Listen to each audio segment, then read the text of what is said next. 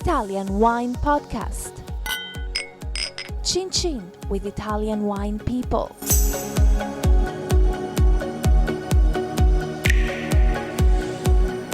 Hello, this is the Italian Wine Podcast. My name is Monty, Waldin. Today we're talking Cantina Sociale or Cantina Social. Cantina Social. Cantina Social. And that was the voice of... John Murnane. And who are you, John, and what do you do? I'm John Murnane. I'm an American. I'm 1/3 of Cantina Social. I work with two of my Italian colleagues. We have a group on Instagram and Facebook as well. And basically our whole idea is to make the world of wine, create a very easy to understand and approachable, friendly message, but at the same time, we try to give a lot of content with what we do. We try and tell the story, and we try and talk about the producer in a way that people are excited about trying and doing something new. What is your backstory and your colleagues? What are their backstories? My backstory, well, the first time I came to Italy was 2009. I've always lived in Turin. I've always done a lot of things from beginning, starting with kind of just teaching English like any mother tongue person does when they first come to Italy. And then after that, I started getting into copy, marketing, and communication and translation. When you said you started getting it, that wasn't just by chance, right? You had some kind of background in that, I guess, right? I studied philosophy, so... Right, okay. Oh, no. Well, it's nice to meet you, John. Thanks very much. That was the Italian Wine Podcast. No, obviously when you study philosophy, the thing that philosophy I always say that gave to me was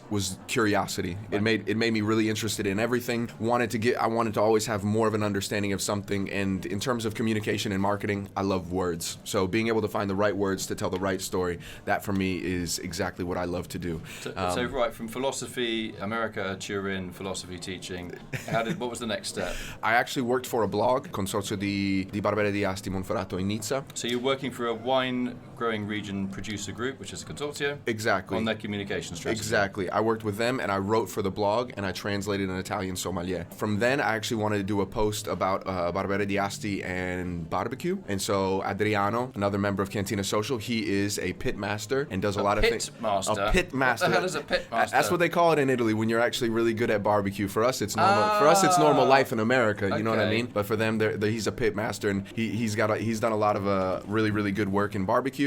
And so from there, I wanted to do a post about Barbera di Asti and barbecue. So you met by chance. It wasn't like you knew this guy before. No, we had a kind of a common friend in between the two of us, and I needed someone as a kind of point of reference in Italian to talk about barbecue. And he had actually done a recipe which was ravioli stuffed with smoked rabbit that was cooked down and reduced in a Barbera di Asti kind of sauce. And from there, we went on. So what's the secret to... Come in a little bit closer, mate. What's the secret to a good barbecue, then, in Italy? Try to mix what is our flavor with the typical recipe and kind of cooking method, like slow cooking and braising, things like that. Yeah, like 8 hours down degrees, like 80, sorry, and try to take the taste from the meat in a different way, because we are more delicate as taste as the Americans. So we try. I'm also sommelier, so we try to match up these two kind of culture. And we try to make it. So you're from Piemonte? Yeah. Piemontese? Yeah, exactly. Okay, was your family involved in wine? No. Food? No, nothing. So how did you get into food then? Were you like a pyromaniac when you were a kid, just starting barbecues all over the place? Yeah, it was a strange word. I'm always felt in love with the food, because I started cooking for myself and my wife like 11 years ago. And then I grew up and I start to make the sommelier path. Then I opened my first home restaurant. I was the third home restaurant in the whole Italy, and we made some food pairing with wine. And I always been in this world, but now this is our job. Okay, so Cantina. So you're the communication guy. Yeah. Correct. Right, and you're the food guy. Yeah, the and food and wine. Food and right. so Who's this guy? He's coming with member number 3. Matteo Franco. So Matteo Franco. Yes. Lurking in the corner. You're a big lad. Yeah. So he obviously likes it. When you do a barbecue, does he eat all the meat, all the bites, right? Exactly. That's you, isn't it? And that's kind of how one of the ways that Cantina Social started, from them to kind of meeting up. And I'm pretty sure it was when Matteo went to Adriano's house and had a nice dinner, and they said, all right, let's try and do something with this. Matteo, where are you from? I'm from Turin. We live very together, me and Adriano. I'm the one who's getting fun of the project because he does barbecue. He does. John does the Yeah, communication. Exactly. Yeah, I just drink and eat Okay. very well all day. No, What by the about way, your family? I mean, what was your family background? Were your family Yeah, working in factories? Were I they am- wine growers, food experts, farmers? I'm an architect. An actor? Yeah. No, architect. Oh, architect. An interior designer. And we start this project, me and Adriano first, thinking about private seller to design some piece of Oh, so furniture. building private cellars for people in people's houses. Yes. We thought about that in the first step. Then we realized we need Just in Turin or Milan? just in Turin. Right, just in Turin. Yeah. So is Turin 50 years ago was sort of one of the key industrial heartlands of Italy Yeah. after the economic miracle of Italy after the Second World War? What's it like now? Are you have a lot of wealthy people there? Is it mainly middle class or is it poor people? What's going on? People that are going to pay you to build a cellar under their house or in their house. Yeah, okay. Turin is a great place to live. There is good people.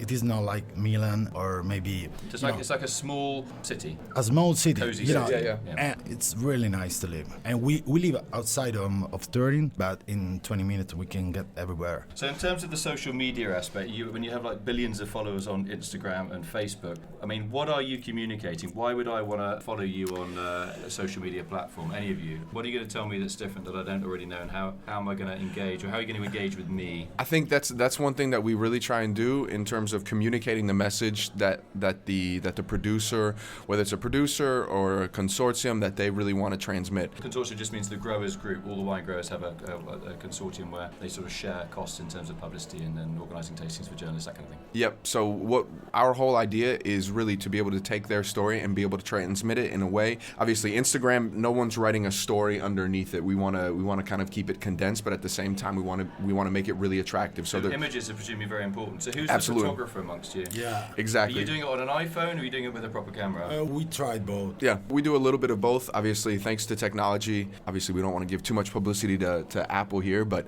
having an iPhone X, really, the pictures that you can take with it are absolutely absurd. So you've got like an Apple T-shirt, Apple boxer shorts, and Apple socks. No, but the truth is, when it comes to Instagram, obviously, you don't actually have to have an incredible high quality. I mean, it's not that you need, a Canon full, you don't need that to just put a nice picture up on Instagram. What are you saying there? Are you selling the kind of romance, the sort of backlit, beautiful landscape, autumnal To be leaves falling honestly, gently to the ground?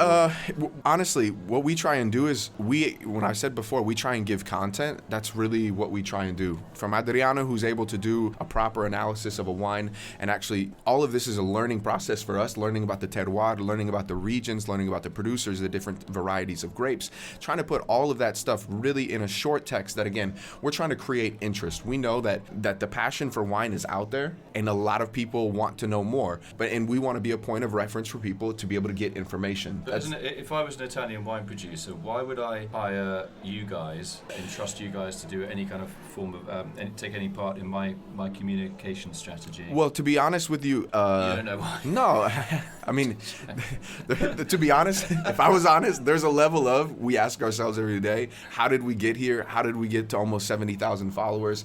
What was the thing? But to be perfectly honest with you, we're able to create really, really high quality images in our own little studio that we have. On top of that, obviously me being a native speaker and a person who loves words and loves to create a story and tell a story, I think we do a really, really good job of being able to mix the technical aspects that can exist in a wine, which a producer wants to talk about, because that's their livelihood. That's what they put everything into. But we know that at talking to a larger public, all of that information isn't exactly the first thing that you need to tell them. You have to really enchant them with the story in a small way, and Instagram for us is one of those means. We also do live directs, so every Tuesday we do a direct on Instagram. What does that mean? A live streaming. Really? Yep. So that's like video footage. Exactly. So We- what you're talking, either of you are talking. We have. You talking about barbecues? Then? No, I speak about wine. Yeah, Okay. he does the I'm actual. a sommelier. So- and I'm also pitmaster. So. Okay. So what we do is, the three of us, kind of like as we are around the table right now, we sit, we open a bottle, and we go through the entire story of a producer. Obviously we talk having researched it. exactly. So we talk about where they're located, what do they have? Do they have a agriturismo, so kind of like a bed and breakfast around there? Do they do other production? Do they do salami, formaggi, cheeses, whatever? What else do they do? It's a complete package. Basically. Exactly, and what we want to do there is obviously give a focus to a producer who probably more than likely doesn't have the opportunity to put a full page ad in Wine Spectator. Twitter. Again, we have almost 70,000 people who love wine, and we try and give them a message and also give a platform to the producers. That's the beauty of social media. Obviously, we all know the pros and cons. It's a very interesting world out there, but one of the positive things is we live in an information age, and this is a vehicle to transmit information. Really, we're not interested. If you look at our pictures, there's not too many selfies. There's not too many pictures of us trying to dress nice. That's not exactly what we're trying to do. We're pretty content-oriented people, and So that's our strategy. Why is narrative? Everybody's talking about why is narrative stories? Why is that storytelling? Why is that becoming so important in wine? Because are we bored of tasting notes? To be honest, I think tasting notes, people don't have the ability to understand them. In my opinion, you have to enchant somebody with the story. We all have a story. We have to connect on a human level first. And once we do that, now I can get into some specifics. And at the same time, if I give tasting notes with the story, I have the opportunity now to kind of be encouraged also to find those. To be a sommelier, that's difficult. I listen to him when we're doing a tasting, and I learn something new every single time. And I'm able to, when I taste something like, that's dark raspberry. That's cinnamon. And if you don't have a relationship, or if you don't have, Italians would say, if you don't have a good feeling with the person, that becomes a little bit more difficult because, again, you're just a little bit more distant. Yeah. You're not there connected in the same way. So once you trust somebody and you listen to somebody, definitely things can change. Cool. So I want to say thanks to my guests today, Adriano Amoretti, Matteo Franco, and John Murnane. Murnane, was that all right? No, Murnane, however Murnane. However it goes, it works. John Murnane. John Murnane. Exactly. John Murnane.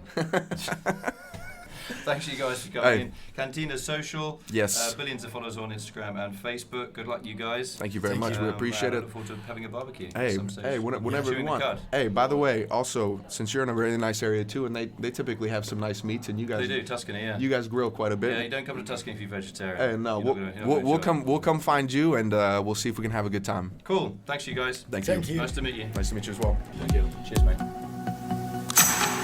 Follow Italian Wine Podcast on Facebook and Instagram.